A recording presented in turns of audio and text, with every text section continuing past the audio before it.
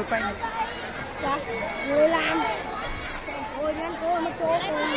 Đi đâu chân tao vẫn để ơi. Ơi, chân tao vẫn để chỗ đâu. Không có đi kéo. 1-2 giây. Chân tao vẫn để chỗ.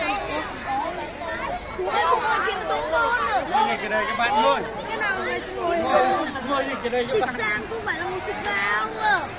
Lạt con ra sau đúng không?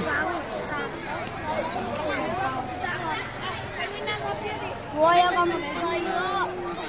Chú cho con xin cái dây. Bác cho con xin cái dây. Một cái dây.